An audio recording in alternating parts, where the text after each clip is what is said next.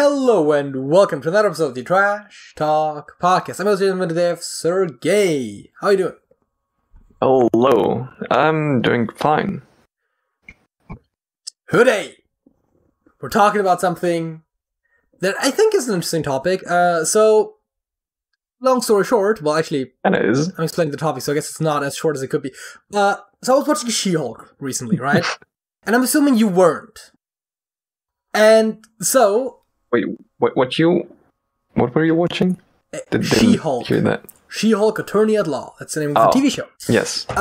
And so I assumed you weren't, and presumably none of the other guests that occasionally have on have watched it either, so I generalized the topic, and now we're talking about fourth wall breaking and meta-humor in general, because I have no one to talk specifics to about. Okay, cool. Hey, fun. So the topic's called The Fourth Wall, Meta-Humor, and Diegesis.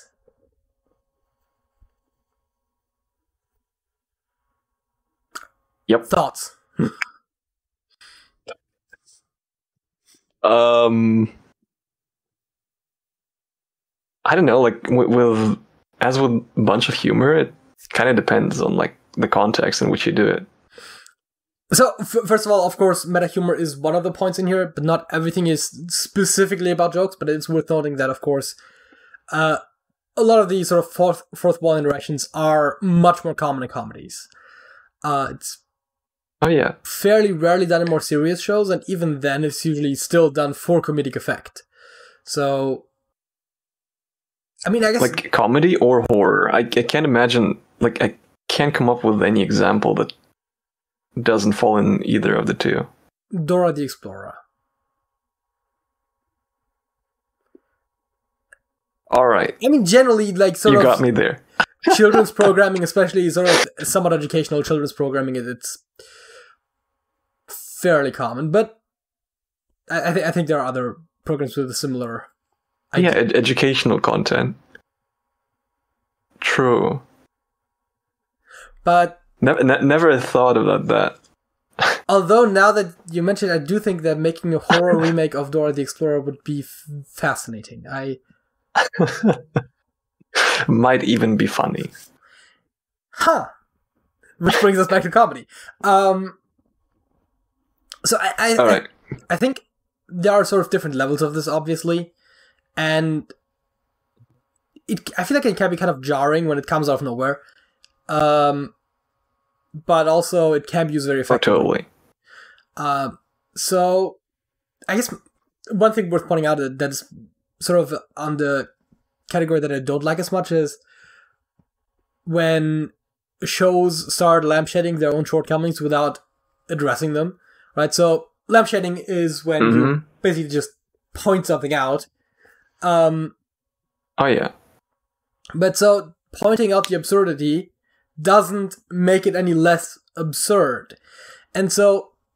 Or funny, or anything else. I mean, if the absurdity itself is part of the concept, like it's supposed to be funny and absurd, then that can work, and then obviously you could also use that as an additional layer of humor on top of it, but if your show has shortcomings, then you can't really fix that by just making fun of the shortcomings and then not addressing them. That's kind of silly.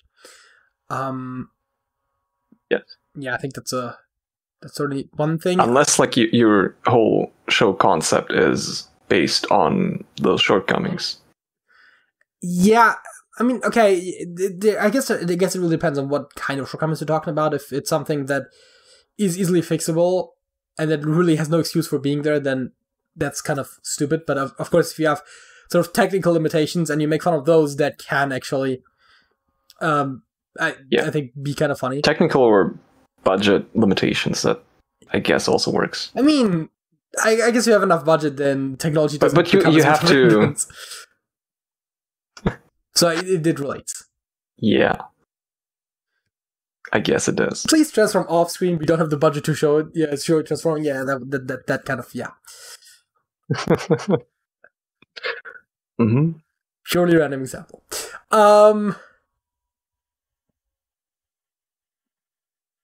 Just draw characters over each other, or put them in weird places because you don't have space to animate them appearing somewhere else where you normally have them appear from. Oh. Okay. Right. So I don't think. I think we're past the point where a character like directly addressing to the audience or looking in the camera and winking or something like that is in and of itself like peak comedy, right? Like, I'm not saying that it can never be funny. Yeah, no. But it's so overused that you really have to kind of justify doing it to a point. And also, I think you still have to do it well, right?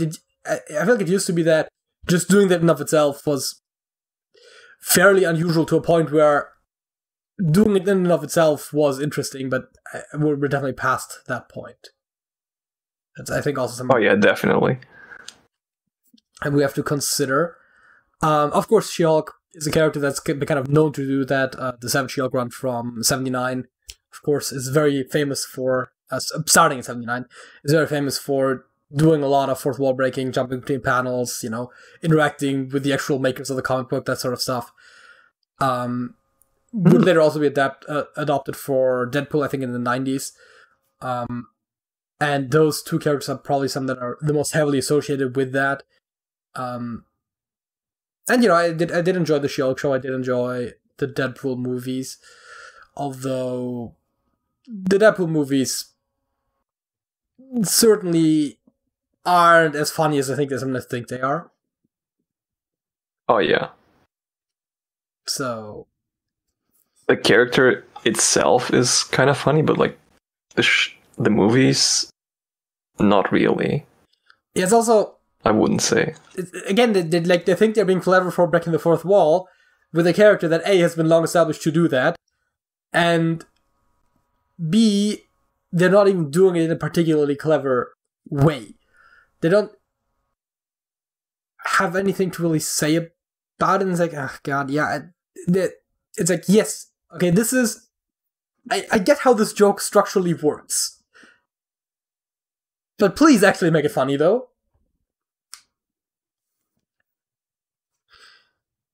Do you have anything to add? I feel like I've been talking a lot on like the sort of fourth wall breaking and meta-humour. I had like a couple minutes ago, but I actually forgot. I need to start taking notes while we were in the podcast. It's bad. So I guess until you remember what you want to say about that, I guess the other point that I did write down that we could definitely also talk about is diegesis. I think it happens. I'm not sure how much we have to say about like, whether the music is added in post versus the music actually plays in the scene, in which case it probably still is added in post, but well, I mean, if there's a band in the scene, probably isn't, but like if there's a record player or something, they probably still add the music in post because of audio bouncing, but maybe not, I don't know.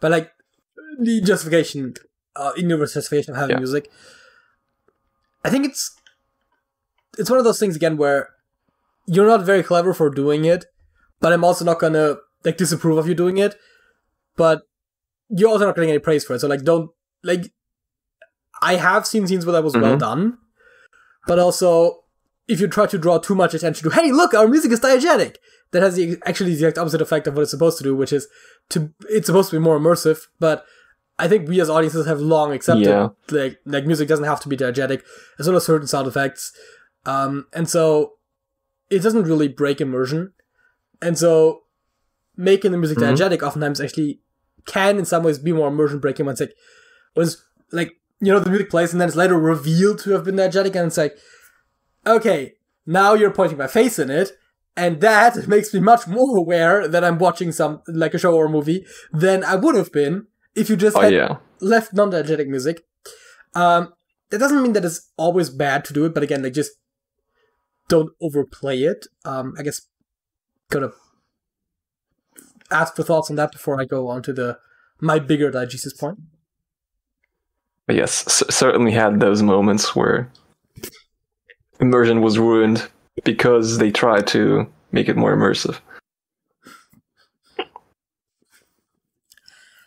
So, like, do people watch back the movies they make? I mean, you would hope so. I mean, do they have like movie testers? Like, Yes. reviewers, whatever. Test screenings are fairly common. Don't they say anything? So, first of all, test screenings I think are usually done with... I don't understand. With focus groups, so they're not necessarily people that are like trained to look out for anything in particular. It's like, hey, how did you enjoy this movie? Also, depending on how they choose their focus groups, that has led to actually some movies just becoming worse because they like were trying to target the wrong audience or something like that. And yeah, it's a mixed bag. Yeah, I don't know. The other point for diegesis that I wanted to talk about is overlays in video games. I think that's probably one of the bigger examples a big one of where diegesis comes up. And honestly, I'm also, again, one of those people where I don't mind a non-diegetic overlay. And in a lot of ways, I prefer them oftentimes because some guys have like the ammo counter on your gun thing. It's like, yeah, but the gun also oftentimes moves a little bit in the frame, like depending on what you're doing. Even while you're shooting, it might move a bit. And it's like, I'd much rather have a superimposed HUD element that actually is static, that I can pay attention to much more effectively. I also generally like having more HUD elements, so having things like minimaps and like health bars and stuff like that, I do generally enjoy. So obviously, the more elements you have, the harder it is also to have diegetic justifications for all of them. I mean, obviously, having something like a helmet heads-up display justifies a lot of it, but even then, certain things like enemy health bars are kind of really hard to just justify. But also, I don't see why they wouldn't be there, right? I mean, obviously, I'm not saying you should put enemy health bars in every game.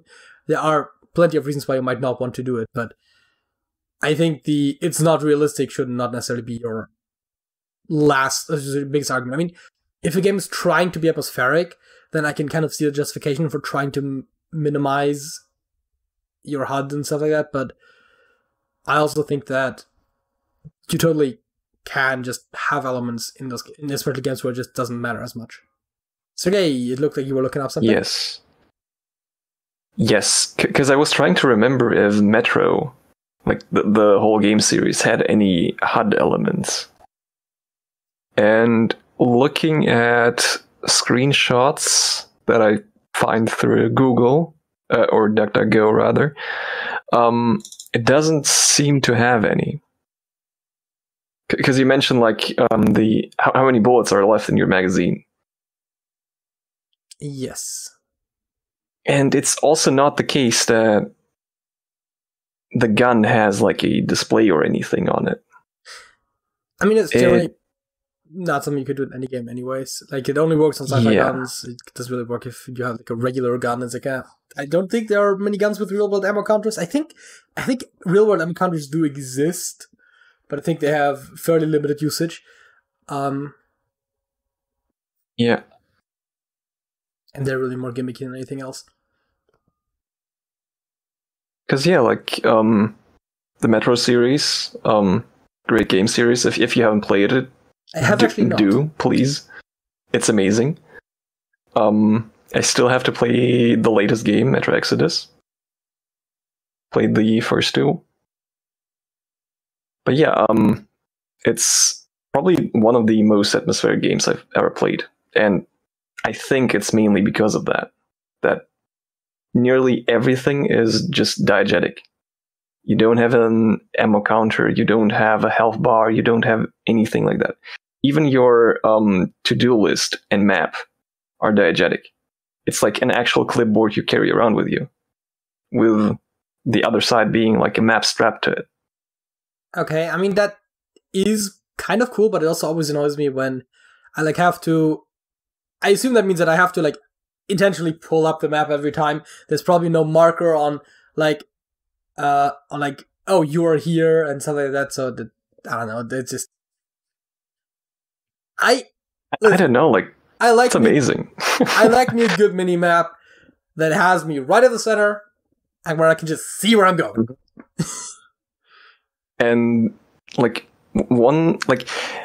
with your to-do list and everything, because like it's an actual in-game thing, it's in universe. If you're in a dark place, you can't really see it.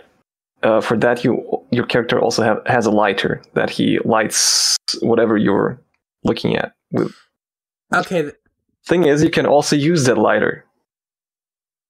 And it took me quite some time to figure out that you actually can. Because in one place you had to burn a bunch of cobwebs to get through an area. And you have to use that lighter for it. Okay.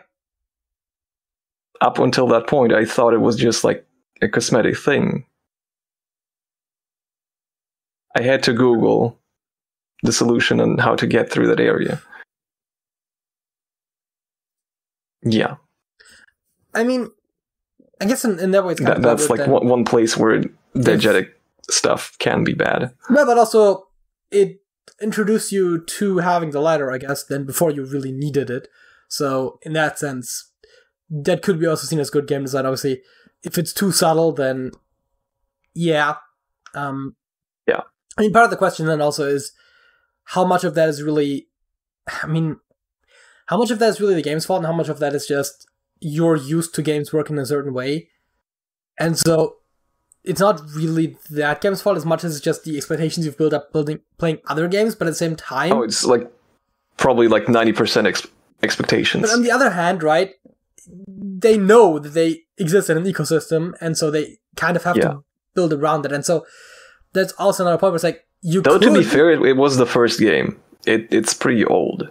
So I don't know how the landscape was back then. Because there's also another thing where it's like, you kind of have to build around existing conventions to some degree, right? You could make a video game that like breaks all sorts of conventions, and the problem is if it's kind of the thing when sometimes games get criticized for like weird control schemes, where they just like every single game on this console puts jump on like one specific button, and then this game just decides to put it on like one of the sticks on the back or something. It's like, what? Why did you put it there? It's like, and it's like, yeah, no, it's just if every single game has basically the same control scheme, and you come out with a game that fundamentally has a lot of the same movement options and whatnot, and you put a different control scheme on it, then that is going to confuse people. Oh yeah, and so especially if you don't allow it to change it. Yeah, and so that's the best part. Then I guess one of the things that I guess generally applies here is that good advice that I've heard before, where it's like with sort of genre conventions, and it also goes with these sort of things. Like there might be good reasons to break with conventions and expectations, but you should really only do it when you have a good reason. And then in the areas where you don't need to change anything, just go with what is expected, because then you kind of reduce the friction with people's experience of your work versus what they expect of it, so that you then only create that friction where it's necessary, so that you aren't constantly off-putting for no reason, basically. Yeah. That, I think, is a good thing to do. Like, even maybe in movies. Yeah. I don't know how well that applies. So, I mean, again, then we talk more about genre again. Because I feel like movie structure is a bit more loosely defined. I mean, yeah, but even like there's much more variety. World building, at least from an outside perspective. Like world building and story structure can be different depending on genre, and so if you promote a certain genre, maybe you should try to follow genre conventions as much as it makes sense. Not necessarily forcing yourself to always stay with them, but like again, just being intentional when you do deviate from the expectations. I saw a video about that, which was about D&D. When you write a campaign or like something like that, then and it's like, oh yeah, this is going to be a high fantasy game. It's going to be a horror game. This and that, and it's like you kind of want to go with players' expectations, because then those can also do a lot of leverage for you. Where it's like, oh yeah, right. If they go up north and it starts getting colder, they kind of should have seen that coming, right? Because north is always cold, despite the fact that it only works in the northern hemisphere. But like, oh yeah, that's just the general expectation, right? North is cold, and so I think that was an example that was used in that video as well. Where it's like, yeah, you just go with the expectations, and you wouldn't really define the expectations just because you can, right? Because then you just have it just becomes like people are asking more questions than they really need to, and you have to explain more stuff than you would really otherwise need to. And so it's just simplify a lot of things to just be like, okay, this is what you expect, right? Like, oh, zombies are like, or you introduce a new type of undead, and like the cleric starts doing radiant damage against them. It's like, yeah, no, that's obviously right. That's very effective because radiant damage is always very effective against undead. There's probably exceptions to this. I don't have every single stat block remembered, but you don't.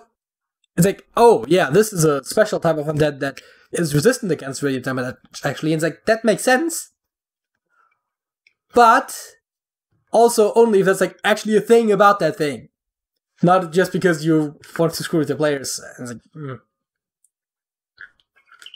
yeah,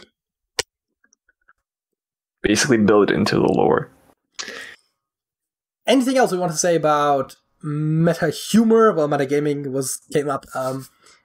Fourth wall breaking or fourth wall stuff in general, and diegesis. I don't know, like, if you don't have a reason to do it, just don't. Oh, the fourth wall breaking? Yeah. I think that's certainly... Generally anything, really. I think it applies to everything, right? Yeah, what was it? The thing about art is not... You should never think, what is it that I can add, but rather, what is it that I can take away?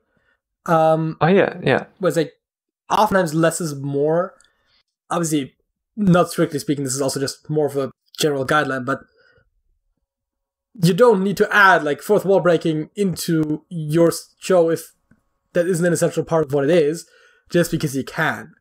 That's also, I thought it was a bit weird when Rick and Morty did it, right? I think they did it a couple times by now, but in one of the season finales when like, hey, Rick and Morty forever, like 6 seasons of the movie, it's like, what? I mean, it's a comedy show. I don't actually remember. It has a very light tone. It kind of works, right? But at the same time, it felt kind of unnecessary. Mm-hmm. Like, you could have probably gotten away with just not doing it. Also, there's always the option of being like, hey, maybe there's a show that the characters actually like, and then you make the joke about that, where it's like, oh, yeah. And then you kind of, like, maybe that show in some ways parallels their adventures anyways, and so it's like, oh, this is clearly an allusion to the show within the show, and that's where you get more to the meta-humor thing, where it's like, you say something about that show, and then it's obviously a thing that you are meaning to say about the actual show. Yeah. But also a thing that I find very interesting, I guess I didn't even mention it, which is when they do something like that, where they use something in-universe as a proxy for the show itself, and so to maybe make fun of, like, bad criticisms of the show and stuff like that, which I have seen before. It's a bit hit or miss, and it's often is very on the nose, so it also, once again, has to totally work within the show. But otherwise, yeah, I think that it can also be done, but you also don't have to. Yeah. Oh yeah, and generally maybe don't base your humor off of current trends. Trends generally don't last long, and... That is true. And production cycles do. Okay, not exactly. Yeah. Depending on what you're making, it can be like a year before it comes out. There was a show that I was watching, and they had a bunch of, like, they had teenage characters, and they were, like, referencing, and they were, like, trying to make the teenagers relatable and stuff, where it's like, oh yeah, they're talking about actual, like, trends and, like, celebrities and stuff, and it's like, and I'm sitting there and I'm like, these references are, like, 10 years dated. And, like, the show did not take 10 years to produce, right? So, like, those references were dated when you wrote this. It's like, God. Yeah. So it's like, number one, you're not up to date on what actually those extras were talking about. I mean, I'm not either, but even I could realize that you were off the ball with that one. And then, number two, oh yeah, it then additionally takes a while for it to actually, like, from being written to being, like, recorded and post-production and release and all that stuff. It's like, just try not to be too topical.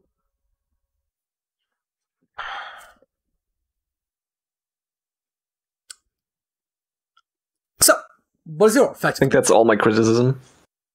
My fact of the week is like a kind of lame one, because I had to search up for a replacement fact real quick, because my initial fact didn't work out.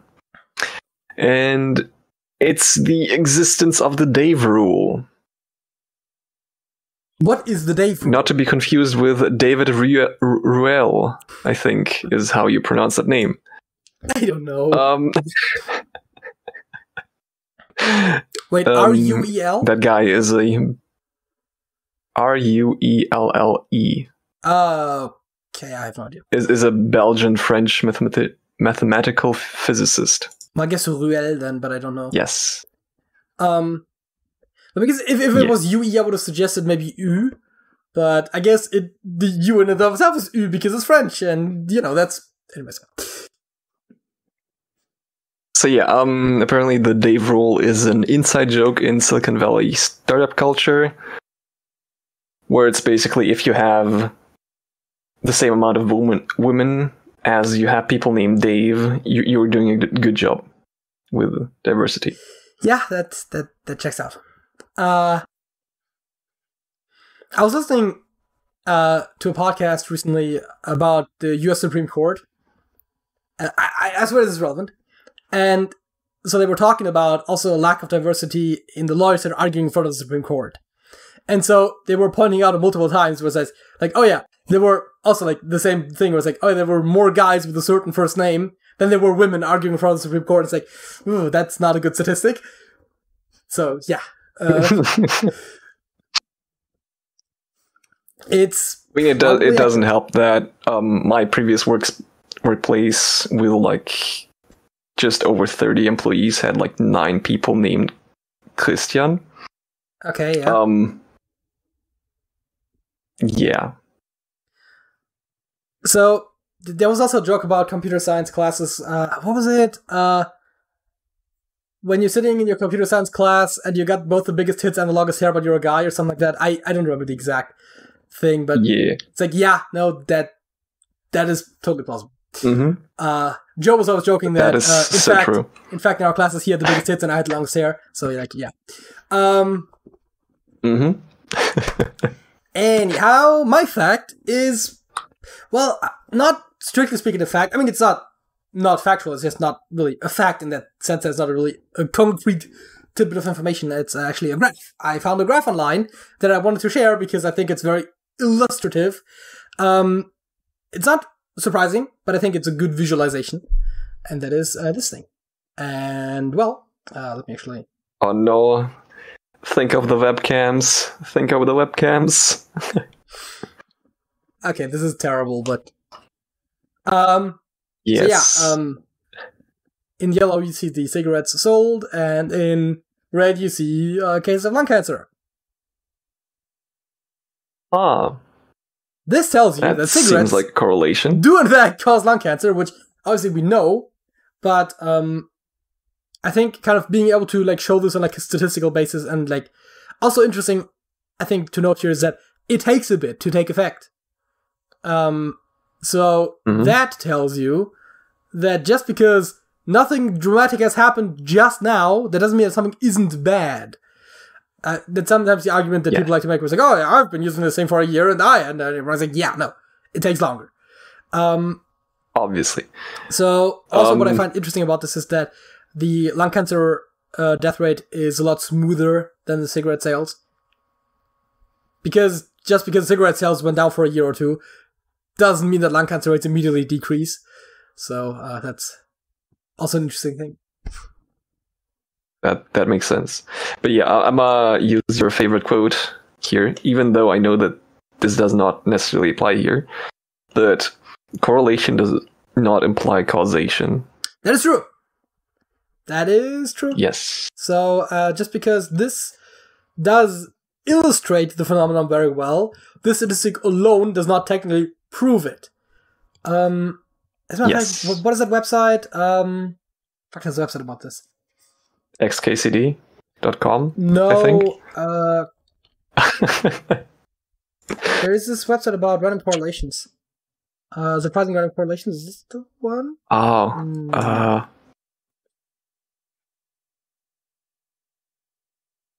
I think this is the one. So, spurious correlation. US spending on science, space, and technology does apparently correlate by suicides by hanging, strangulation, and suffocation. Yep. Is this per capita? No, this is total number. I swear to God, that's just population increase versus inflation. I mean, maybe not exactly, because inflation probably is actually rising a little bit quicker. So actually, if you adjust for inflation, it probably looks a lot worse. But yeah. Oh yeah, this is always my favorite. Number of people who drop by falling into a pool versus films Nicolas Cage appeared in. Which, it doesn't correlate all that strongly. Obviously implies a causation. I mean, I feel like you can just look at the fact that maybe the pool drownings weren't as accidental, and maybe some people just don't like Nicolas Cage. I feel like there's an argument to be made there. Oh yeah. Per capita cheese consumption, number of people who died by becoming tangled in their bin sheets. Again, the number of people would appear... He makes a statistic of that. God. I find it interesting that, once again, this is an absolute number. So you could say something about population growth, because it is generally growing. At the same time, though, the cheese consumption I don't have a specific explanation for. Divorce rate in Maine and per capita consumption of margarine. I mean, it doesn't say where exactly the consumption is, but I assume in the US. So, the question just said they have less healthy attitudes, and also divorce rates happen to go down. Age of Miss America, murder space steam, hot vapors, and hot objects. Okay, the correlation isn't as strong as some of the others, but, you know. It's also a weird statistic to keep track of. Yeah. I mean, it does, by the way, it does list the sources for all of them, so, like... Oh, nice. Total revenue generated by arcades, computer science doctorates awarded in the US. Again, this is probably just a population growth thing. There might actually be a linked cause here. Worldwide non-commercial space launches, sociology doctorates awarded in the US. Huh. Sociology? No, I don't see the strong argument at the very least. Per capita perception of sociology and civil engineering doctorates awarded. I mean, I guess they just pulled a lot of the doctorate stats and then just used them where applicable. Yep. So yeah, I like the site, but that's not my topic. And it's great. Yeah. Also, apparently, most of those stats go up to like 2009 or 2010. I don't know if the site just hasn't been updated in a while. I mean, obviously, you can't update the statistics that are correlating with new data points, because at that point they probably would lose the correlation. At least some of them. I'm so sure that some of them are... I mean, they might still keep them. Oh, that actually reminds me of another thing that I will mention, but then that's where I'm done with my fact. And that is that sometimes you get those heat maps which show correlations between two things. They're like, oh yeah, number of people doing this versus number of people doing that. And those are almost always just population heat maps. It's like, oh yeah, like... Oh yeah. And so they're trying to just correlate two random things together by just showing you the population heat map twice and be like, these look suspiciously similar. It's like, yeah, that's the population distribution. You should really look at per capita when you want to actually have any sort of meaningful data on this.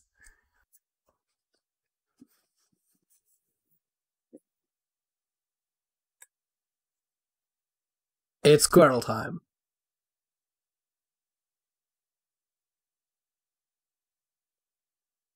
Sergej, it's squirrel time. Let's go. Let's go. Adieu. Hey, we got a letter. Mon Dieu, we got a letter. No user eyes. No use and eyes. Huh. Didn't we also have it last time that we had to work with two less vowels? It does seem familiar.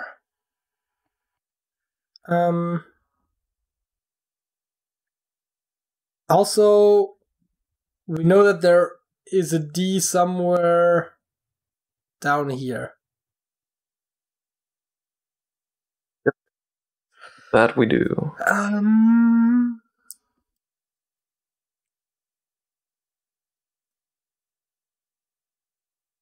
mean, I guess we could do the thing where we keep testing for E every time until we eventually hit it. We could also... We could. I mean, we could also do the same thing for A. And we could also test something that contains an O, or I think S is actually the third most common letter in the English alphabet. So, well, I guess all letters are equally common within the alphabet, but you get what I mean. Yes. Actually, I can look that up real quick. I believe it was EAS. Stand Up Mass did a video recently. Yes, I saw that video. I believe it was EAS. I believe Q was the least commonly used letter. Yes.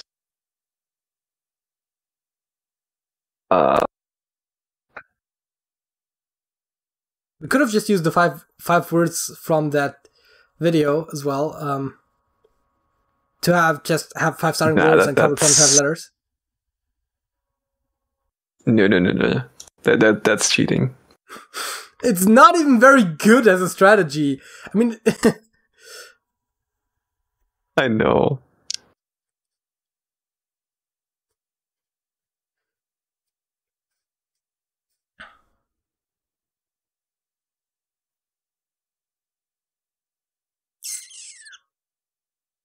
Yes, so AESIORUNLTY.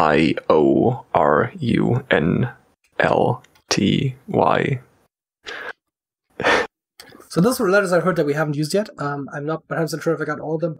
Thornl. Snorl. Is snorl a word? Snorl sounds like it could be a word. You know, like snarl? Snarl is a word. Yeah. That sounds like a word. Do we just want to try snorl? Yes, let's go for it. Snorl's not a word.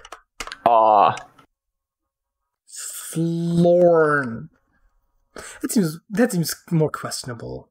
That also seems plausible.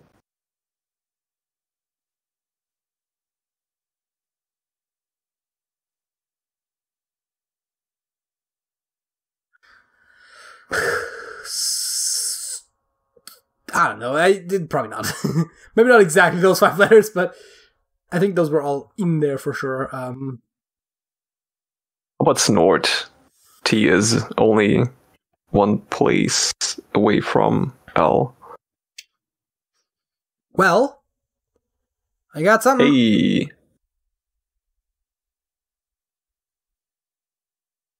Okay, the S is in the bottom right 3x3 as well, which is so surprising because a lot of words end in S, so it's not that surprising.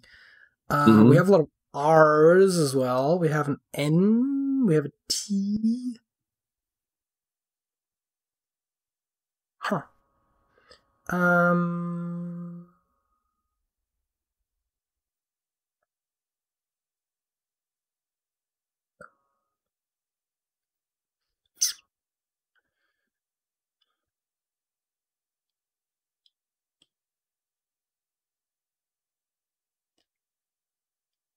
Or, I mean, AR or AT would maybe make sense as a start, but that's also mostly just guessing, obviously, based off what we already have. There's obviously a good shot that the R ends up being there. I wouldn't expect to have a lot of R's in the grid. Which is everybody would actually try an R there. Like, well, I was going to say abort, but that doesn't really work with the O. But something like that, maybe.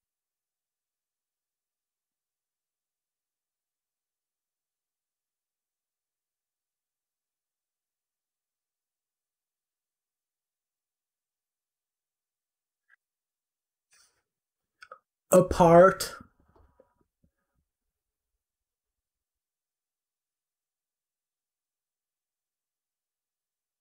That could work. Though I don't necessarily like the essential A. The T literally doesn't work. That too, didn't even notice that. What I would want is something like a torp. I don't know, that's not a word. I still the O wouldn't work, but anyways, it's not a word anyway, so it doesn't matter.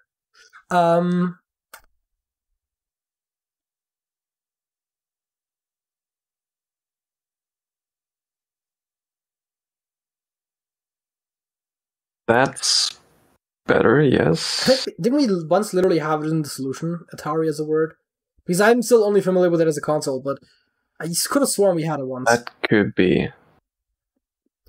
I do remember something like that. But vaguely. Might have been something similar. So obviously the T in the column doesn't work, but in the row it could sort of be there.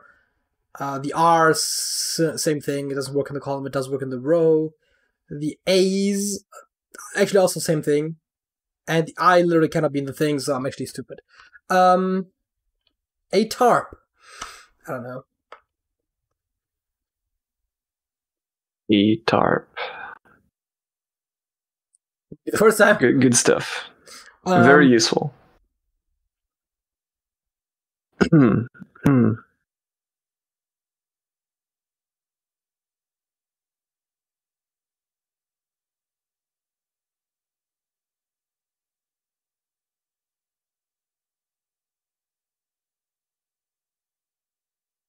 How about flare?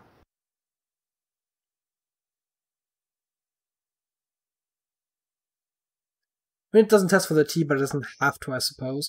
We haven't tried F, L, or... Well, we have tried R, which is what we're checking for. Gives us a lot of coverage with the E's. I don't mind it. I actually do quite like this. How about it? Let's go for it then. Well, we got the E's. Also, a potential spot for the A. Yeah. In the first column. Yeah.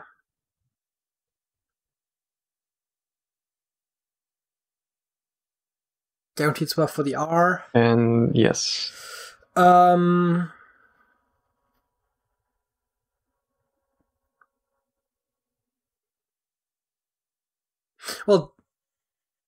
dare I say I would expect the A. How about enter?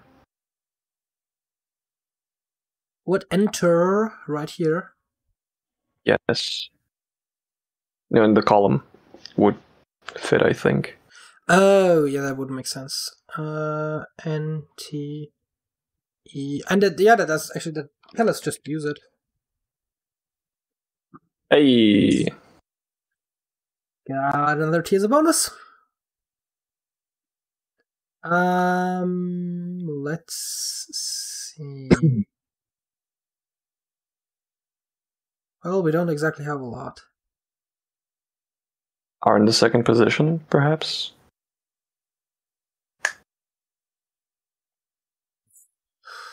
Because of this, or because of this?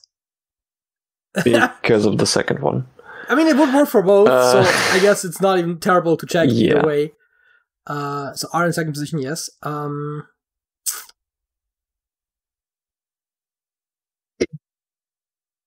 Wait, if you want an R there, we do run into the issue that we have to put a letter in front of the R. Oh, yeah. Which could be an E. Or it could be an O. Which is pretty much... I mean, it could also be like a P.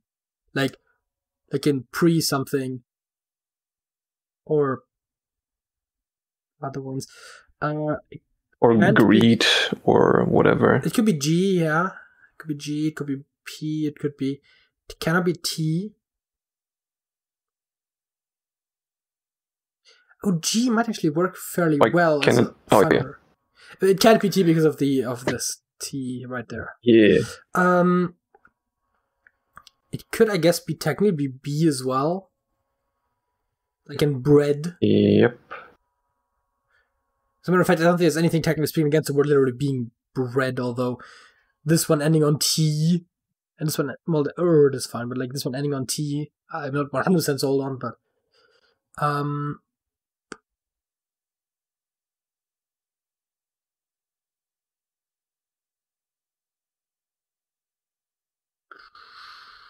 Oh, you said greet, right? I mean, no, that doesn't work with the T again, though. Greed. Yeah. Greed. Greed. I mean, sure, it works, but like, same issue though, or not? I mean, it's the word ending in TEE. Yeah. Yeah. Honestly, double E strikes me as less unusual than EA. Like T the word. Because you got a lot of the, like, you know, passive versions, you know, like amputee. All right. Like, kind of forgot about that. The thing is, I was just thinking, I can't think of that many others that actually work, but I know they do. Because I know that we sometimes jokingly extended like a bunch of things, right? Like if there's a receiver, there must be a receivee, ha ha ha. But like obviously that. Oh yeah. Sender, sendee, I don't know, but like some of those don't actually exist. Most of those don't exist.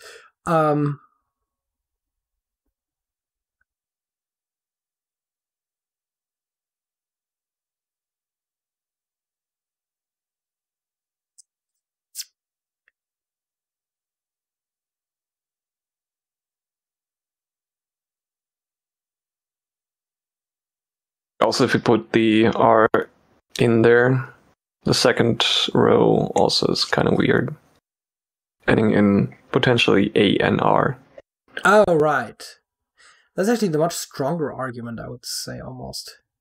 And I don't think we're gonna have this end in double R, which means we actually want a word that starts with R, possibly.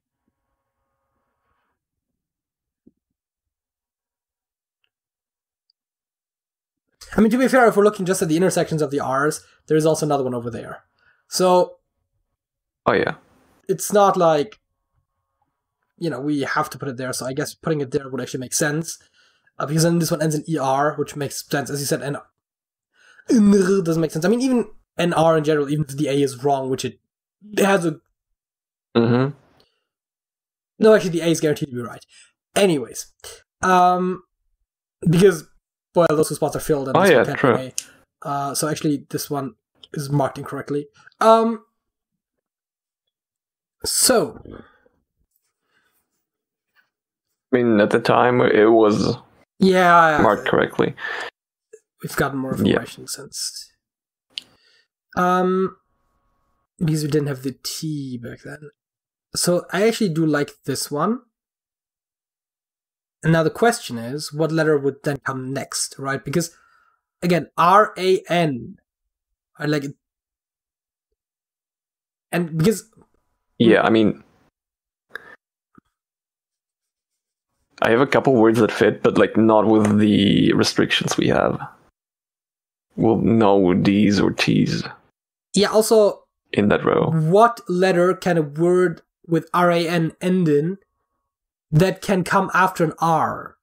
Right, that's the other thing for me. Like, the final R is technically possible, but the only word that can come up with that ends with ERR is actually to err, as in ERR, but any like longer words I would not be able to come up with right offhand. So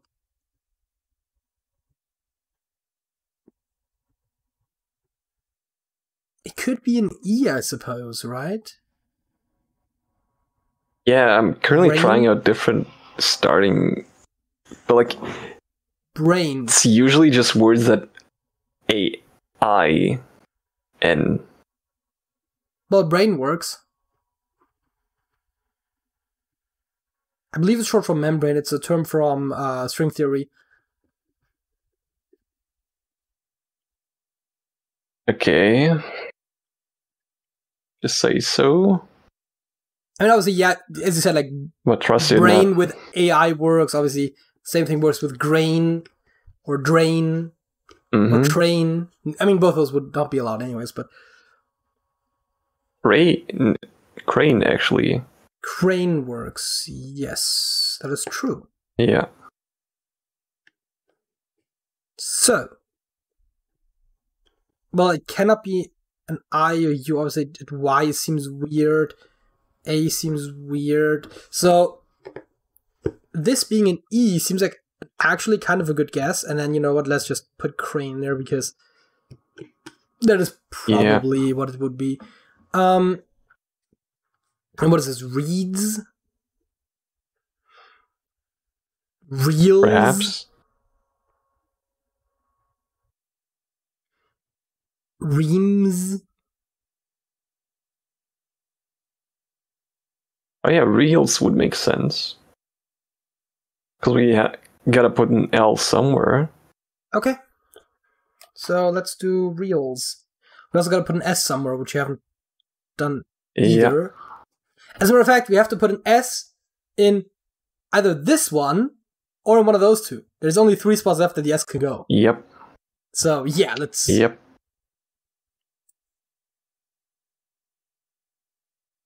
And now we know where the S goes. Guaranteed. Despite the fact that we have absolutely no positive hints pointing at an S, we already know exactly where it goes. And I guess it's not haste, because HER is weird. Could it be paste? And we have also limited down the space for L to 2 possible spaces, either 1-1 in the top left corner or in the bottom left corner. Yeah. Well, if we like crane or brain, then it's going to be down here. As a matter of fact, since there has to be an L in this row, that has to be here. Yep. There could be another one up true. here, I didn't but even it's notice that. Not exactly likely. I mean, I also only noticed it once I wrote it in, so it's not like it's not like I was being a genius here or anything. So I was wondering, the easiest letter to get should presumably be this one. A taste is possible. Paste. Paste is possible. Paste is possible, yeah. Paste with an H is not possible. Or, well, it's technically possible, but HER seems odd, so I like P and T. Paste and taste. Waste with a W could also maybe work, but it's, W's are always a bit weird.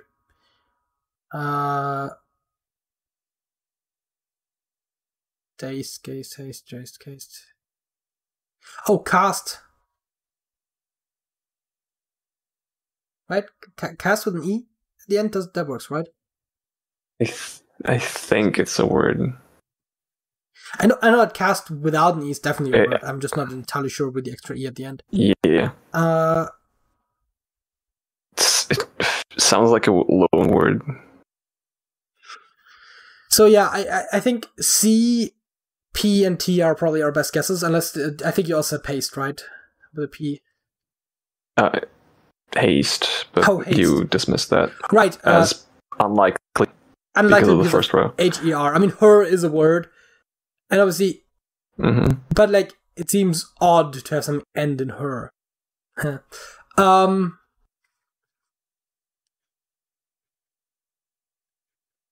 this gives us quite a few options, actually. I mean, T obviously seems like the most likely in as far as TER, but PER and CER are totally possible as well. It's annoying.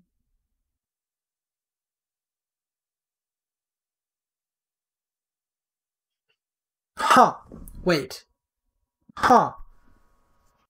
What letter is this? If the C is correct, I mean, even if it is a B at the end of the day, right? Like, if there is in fact, and there very likely is, a consonant right there. Consonant, A, something L, and that something cannot be an E. Or an I. Or an I. Like a nail or bale or hail or, you know. So, like, what? Can't be a U? Like can't even be an R. Mall? It can't even be an R like in Carl. Carl! Yes. I guess it could be an L. No, it can't. It literally can't be an L either. God damn it.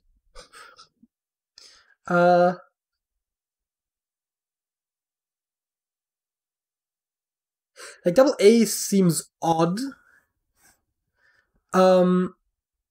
Very odd.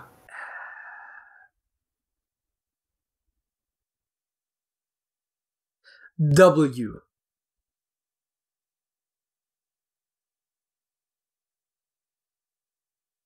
I guess.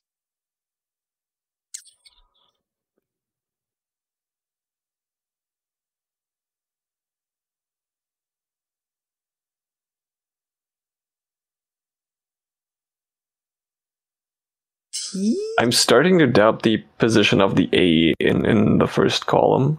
Oh, right, we just kind of guessed that it was there. Right, I forgot about that. So, the other Probably position would be there. Yeah. Unless the other one is Arain, but I'm pretty sure, as you pointed out, like most things that's spelled with, I think it's A-R-A-I-N or maybe even A-R-A-I-G-N. I'm not 100% sure. I think there's a G in there, in Arain, right? Maybe even two R's. Depends on which word you mean. Arraign, like an arraignment, right? Like, you know, when you're being charged with a crime. Oh. Not sure I know that word. I'm not surprised. But if there is no A here, then it has to also be an A here, which I guess does work, like paste, haste. Yep. As a matter of fact, it's the exact same thing as here. It is. Except this one could be an A. CH totally works. It works better than CP or CT, probably. Although, obviously, it could be a syllable differentiation thing where it's like, you know, like, fractal has CT as well in it. CTAL, as a matter of fact. So, like, it could work. What's the starting letter, then? For this, for the one that ends in chal. Yeah. That's a good question. Well, can't be an A. Can't be an E. Yeah. Can't be an S. Not that SCH would be that common in English, but I suppose it could be an O. Ocal? I don't know. Sounds vaguely plausible.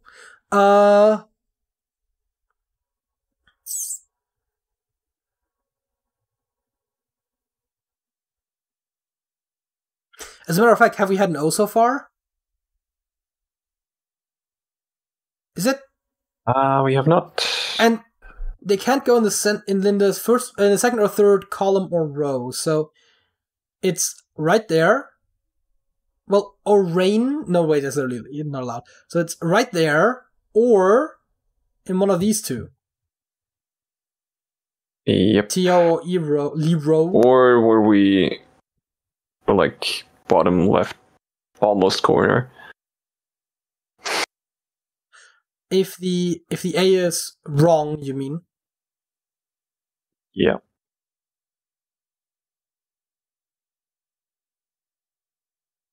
Okay, how about we just figure out...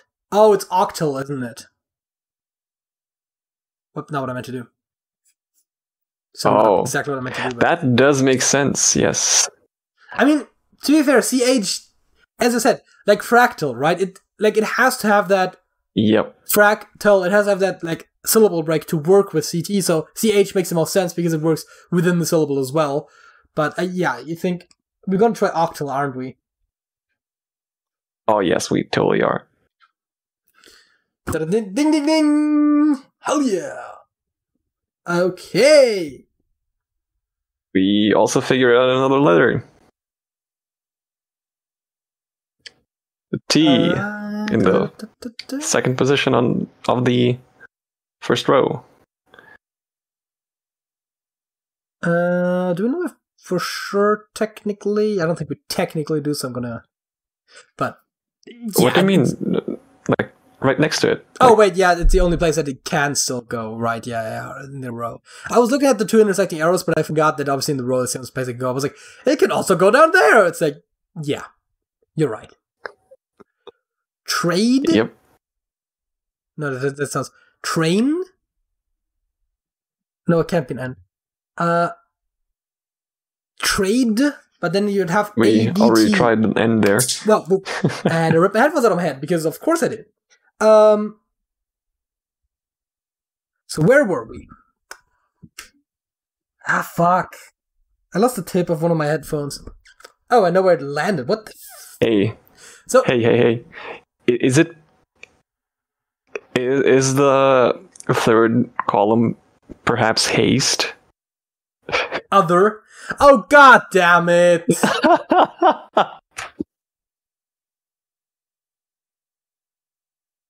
Okay. That wasn't planned. Well, if we hadn't gotten told that there is no T there, it could have been otter. So my idea of it being T or P was not that far off. No, obviously not. Just funny how it worked out. Yeah. So, what is this letter, though?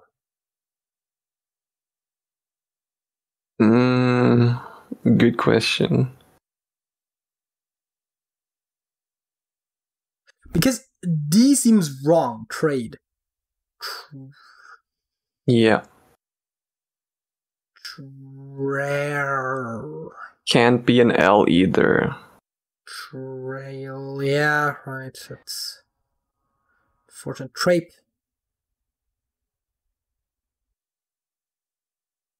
I mean, I've been arguing for P quite a lot, but how about trape? Trace. With a C.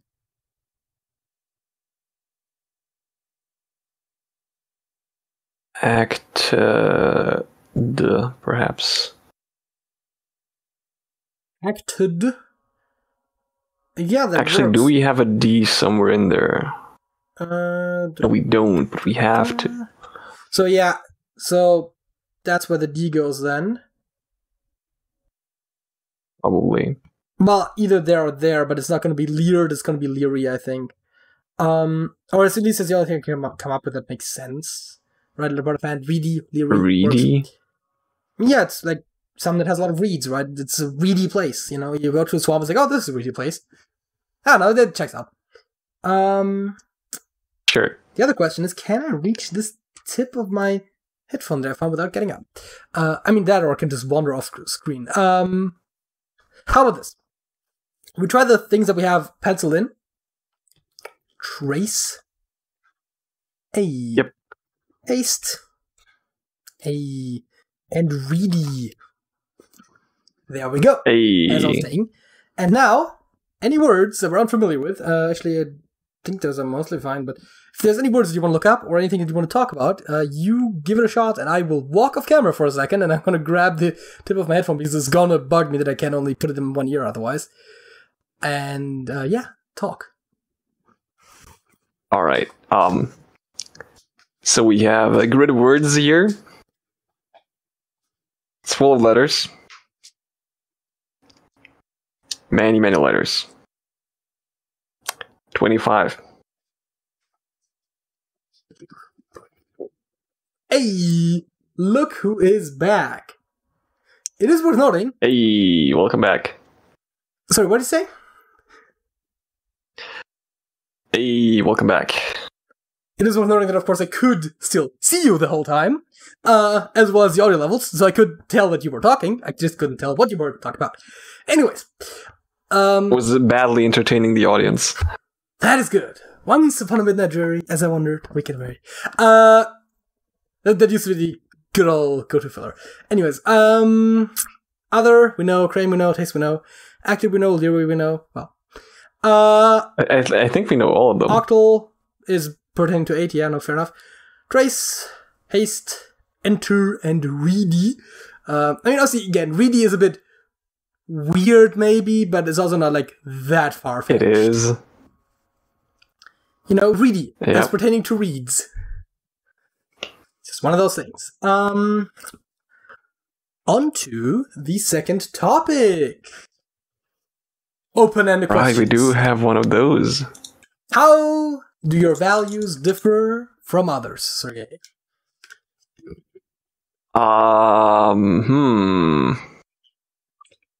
Like, I wish I knew my values. I don't know.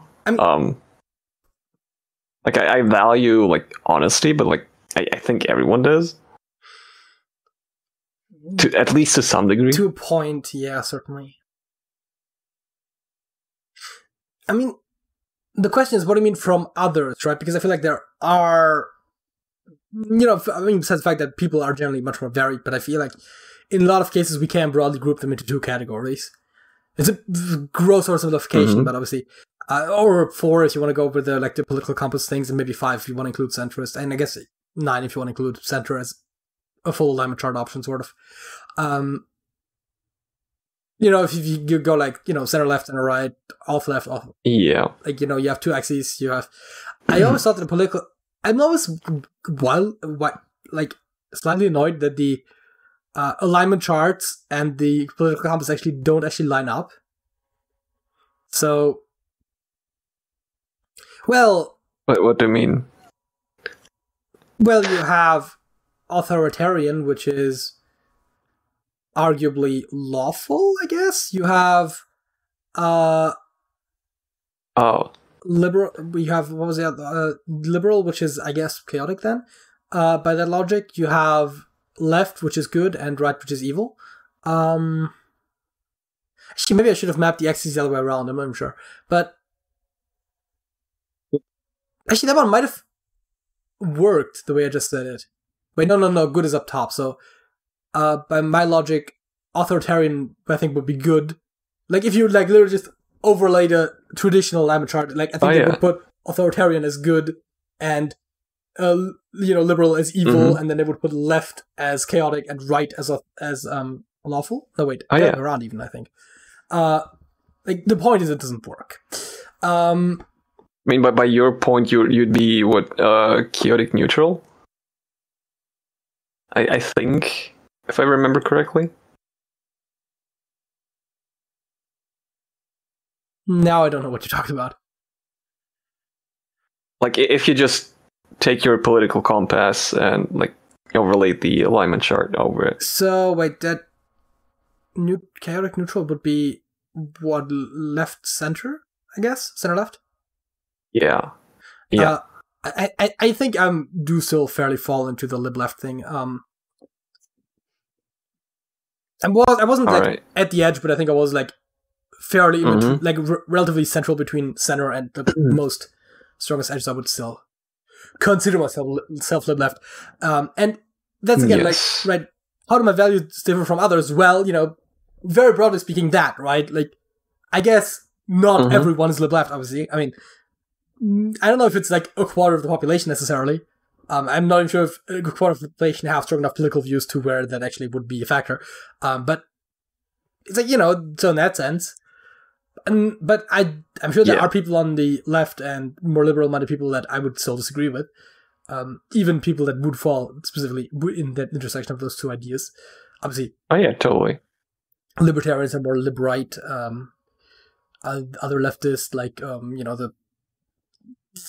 communist Russia, whatever, the Soviet Union, they're more off left. Yeah, I totally agree with you on that. I disagree with all the people because I am kind of true neutral. I mean, I do lean towards evil and chaotic a bit, but yeah. I mean, that's a thing. I mean, actual alignment chart. I would like. Actually, on an actual alignment chart, that just might be chaotic neutral. Or not, honestly, I always play chaotic good characters because I feel like that works the best for me. But also, I know that I probably wouldn't be as much of a do-gooder in real life because that comes. You can't just do good just because rather it always comes at a cost, whether it's effort or actual money or time, whatever. Never just happens. Chaotic neutral for the win. Especially if the evil alignment is banned. It's the best alternative you have. I actually like playing good characters, but that's besides the point. No, but how do I values differ, right? I guess one thing that is probably a bit unusual is that I don't really put a lot of sort of inherent value in corpses. I've said that before. Generally, right, that sort of thing, first of all, the literal corpses, right? People tend to value those very highly, and I don't really see why. But then also just in a more abstract sense, right? Like dead people. It's like I like the whole last wishes. I'm like, yeah, but by the time those get executed, you're already dead. So like, what does it matter, right? I find I find myself being in some areas just a lot more pragmatic, I think, than a lot of people. Or I guess less superstitious, you could also say. And so that does inform my values to some degree. Otherwise, I don't know. I don't think my values are like that out there. You know, like just leave people be. Like, let people do whatever they want as long as it doesn't hurt anyone, basically. I mean, obviously, it's a slight oversimplification, but, you know, like, it's that sort of thing where it's like, I am often surprised by how much people care what other people are doing. Just in general. Oh, yeah, totally. You got the more specific things where it's like a lot of the LGBT issues where it's like, what do you care who I fuck in my own bedroom, right? Like, what do you care if I want to change my body, right? Like, that sort of thing. But, like, even just more broadly, like, what do you care what people do? I mean, maybe in public to a point, there's like a expectation of civility to some point, but like more broad, like what people just privately do is not really any of your business as long as it's not harming anyone. And not only just do I believe that on like a sort of moral level where it's like we shouldn't really try to ban people from doing things, but also I just don't care, right? I feel like this is a really interesting question, but I feel like we don't really have a lot of good answers because, again, they like differ from who. I've said it before. What did I say? Like the three big values, if I had to put something, is truth, personal liberty, and what was the third one? Oh, right. The sort of very good, basically the minimizing harm. So sort of the three fundamental values that like most everything else that I believe can in some way be extracted from at least one of those.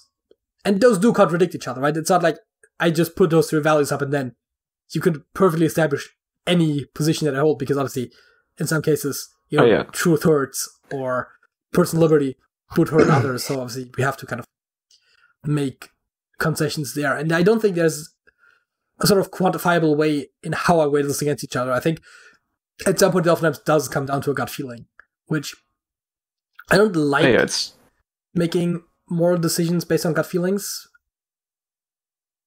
But I also don't like going against my gut when it comes to moral decisions, so it's kind of that thing. But I do like when my opinions are well reasoned. Yeah, I can see that. That makes a lot of sense. Why do humans build monumental structures?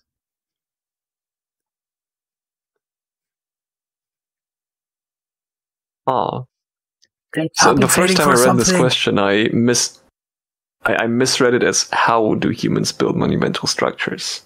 No, it's why. And I wanted to answer with math. This question got a lot more complicated. I mean, the answer is complicated, but a lot of it is just, you know, ego, like wanting to show off. You know, that's one thing. And then sometimes it's just practical, right? Like skyscrapers are arguably monumental buildings, right? And they serve a purpose. Yeah, but they're not really practical. How do you mean? It's a lot more resource intensive to build a skyscraper than like a couple mid-rises in a slightly larger area.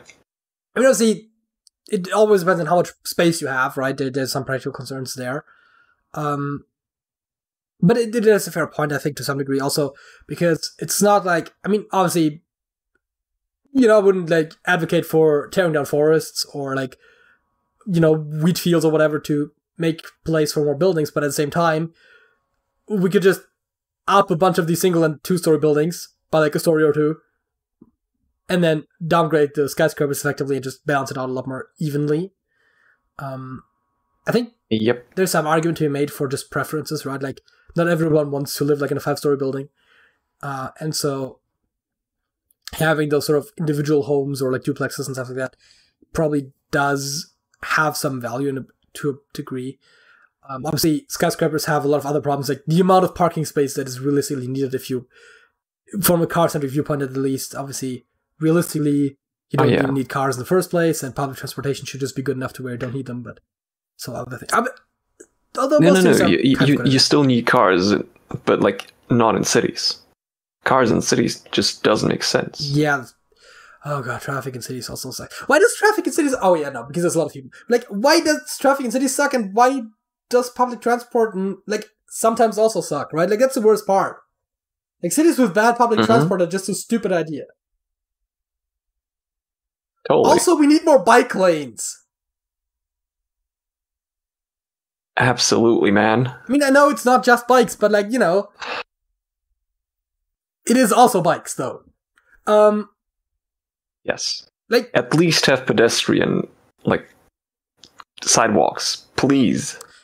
I find that, at the very least, German cities, and I think European cities in general, are usually good at having sidewalks at, like, basically every street. Usually, yes. Like, there's a couple streets where there isn't any, and those are annoying to, like, go around. Yeah, that's fair.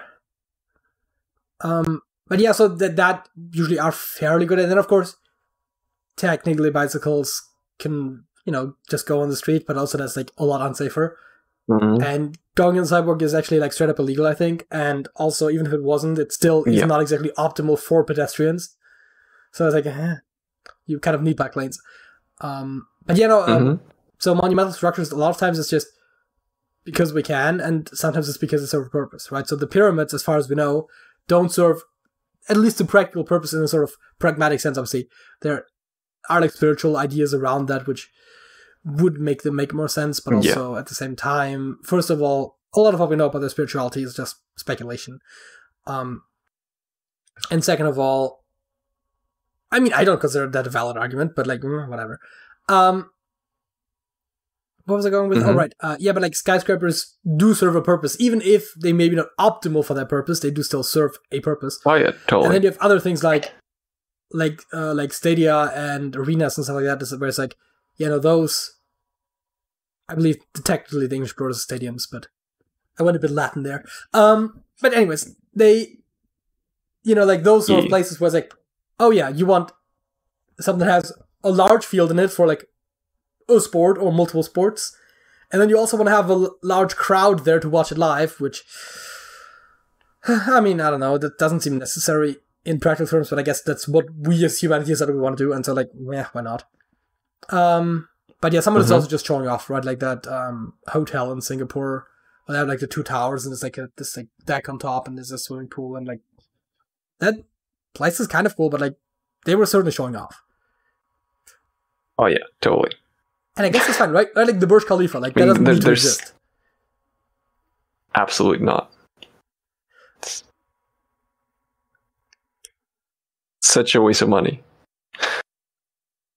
But yeah, I mean. But yeah, there's also like the other kind of monuments with statues of people to preserve history. Oh, but when you said monumental, I was just thinking big. I wasn't even thinking.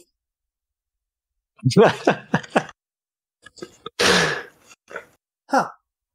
But yeah, those also serve a purpose. Preserve history.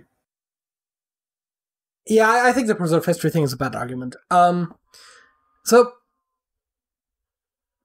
the history would not be lost without the statues. Obviously, I think statues kind of serve as a daily, if you will, not necessarily literally like every day, but like as a regular reminder of historical things, without you having to like actively search them out. Yeah. History would be preserved without statues. No, it's an important distinction to make, I think, because the preserving history thing is an argument that a lot of people use when there are statues up of like, you know, Confederate generals and like generally like rather bad people that fair. Of if you want to keep the statues up or not. The pro keeping them up side usually says like, oh, preserving history is like the history doesn't get lost because you tear down a statue. That is fair. The statue more serves as a reminder, and maybe some things you don't necessarily want to be reminded of. Also, it does implicitly serve as endorsement, and so that's also another thing that you maybe don't want to endorse certain things. Because, like... That does make sense, yeah. If you're like, oh, well, it's a bad part of our history, but we should still be remembered of it, then, like, put up a monument that's, like, honoring the people that died there, right? Like, you do that... Like, Germany has a bunch of, like, Holocaust and memorials and, like, stuff like that, where it's like, but you don't put up statues of Hitler because you want to remember the Holocaust. You put up statues that are, like, honoring the victims, right? That's, like... Yes. You do still choose which side you want to draw attention to there. Very true. Otherwise, I mean, yeah, as you said, they do serve a purpose. I mean, obviously the history thing is not entirely false, but it is, again, more so about, I think, reminding people of history and, like, bringing people history to people that maybe wouldn't search it out, rather than preserving it in the sort of literal sense. How do you wish your country would change? I don't think we have enough time for that one. Sergej's really worried that he might not be able to come back once he tries to renew his visa. I'll just repeat what I said earlier. Bike lanes. Yes. I mean, for fuck's sake, right? I'm German, right? Public transport. My country is Germany. I mean, yeah, public transport in some areas is also not great, but, like, how do the Germans, who are notably neighbors of the Dutch, not figure out bike lanes yet? I mean, it's not that we don't... There are some parts of Germany, especially actually the ones closer to the Netherlands, that are also, like, fairly flat, where people bike more. There are actually very good bike lanes. So it's not entirely... But, like, we can have bike lanes lots of places, right? I don't see why we would just have them in those areas. Generally, public infrastructure is kind of lacking in Germany. Yeah, I guess that's true. Like, also on the internet department. Yeah. Be it, like, actual, like, cables or wireless. It's all kind of bad here. Did you know that they are laying new cables, like, very soon, in this area? Ooh. Like, nice. I did not. Fiberglass, fiber optic, like, cables, like, glass fiber or whatever, like the... Yeah, nice. In our town, well, my town nowadays. You don't live here anymore. But, yeah, so...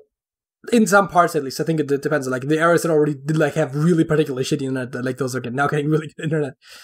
But yeah, so they are working on it in some degree, but, like, Germany's kind of notorious for being a bit behind on a lot of trends, especially when it comes to, like, digital things and technological innovation in general. Ironically enough, Germany oftentimes is behind on some of those things, at least when it comes to, like, public access and that sort of stuff. It's like, a German engineer will invent something, then the Germans will not use it, then they'll sell it to the Americans, they will implement it, and then 10 years later it comes to Germany. Sort of. I mean, obviously that's just one possible example, but, like, that sort of idea happens occasionally. Or politicians don't see the value in this technology and just sell the parts to different people. Like, radio bands that were then supposed to be used for mobile communication, which is one of the reasons why mobile internet is so bad in Germany. Okay. Because they sold, like, a bunch of bands for it back in the day. I wasn't aware of that because, honestly, like, I don't care. But that's... I mean, no, I did know that German mobile internet sucks, though. We used to have one of those, like, sticks, like a thumb drive that you can put a SIM card in for having mobile internet on your computer. And yeah, no, internet sucks. I guess infrastructure is generally... Also, it just costs so much. It's ridiculous. Yeah, that's true. There isn't even, like, an unlimited plan you can get. Well, like the big carriers. Yeah. There is one with the E+, but it doesn't really matter if you have it, because you just don't get reception. And even if you do, the speed is horrible. Yeah, it's like you get your regular, like, I don't know, like telecom or whatever, and it's like, oh, we are now throttling your speed because you went over your limit. It's like, and you're looking at your like what was it, E+1, and it's like, oh, this is the same speed. It's like, great. Basically, yeah. So yeah, I think we could do a lot better with a lot of like infrastructure thing, and I think there are movements in general to like try to make public places like cities sort of less car dependent. I think it's a bigger movement in the US than it is in like a lot of European places, because Europe is just generally a lot better at this sort of stuff. But I think we could still do better than we are doing, especially, again, Germany could definitely do better. I know the Netherlands are doing very well when it comes to, at the very least, when it comes to bikes, like bicycles. They love their bicycles. They're kind of notorious for that. And so, yeah. I mean, even Sweden, that has a lot of bikes and bicycles and scooters and whatever. Yeah, so I think we could do better in some of those areas. So, that brings this episode of the Trash Talk Podcast. No, it doesn't. We do Songs of the Week first. Let's do Songs of the Week. Oh, I honestly forgot about that. I mean, so did I. Only for a second. I don't think we've ever like completely forgotten the Song of the Week segment, but we've come close quite often. What is your Song of the Week? My Song of the Week is Hoots Force by Gloryhammer.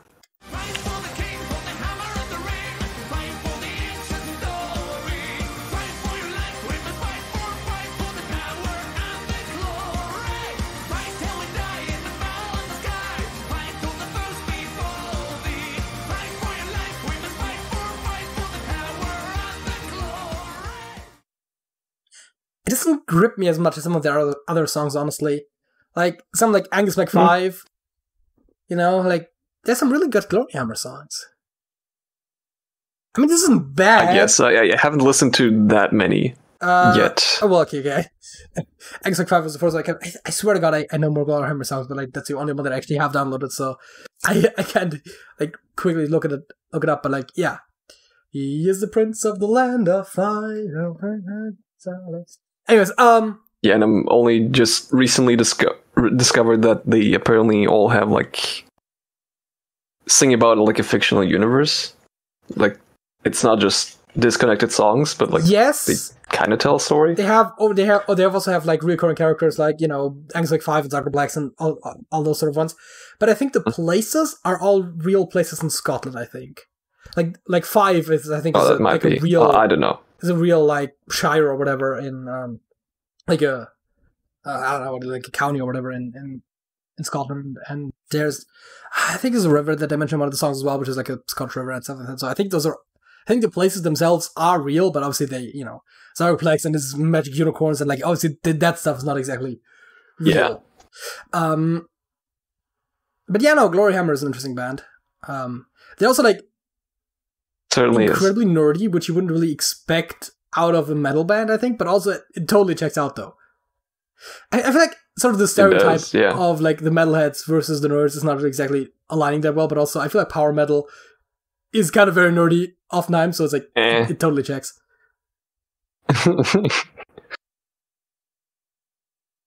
Yeah. Anything else you want to say about this particular song? Not really. In that case, let us move on to my song of the week. We were talking about the fourth wall. Yeah. And so my song of the week, let me get the exact title, is The Walls Come Down by The Call. Ooh. They blew the horns, and the walls came down. They all won, and the walls came down.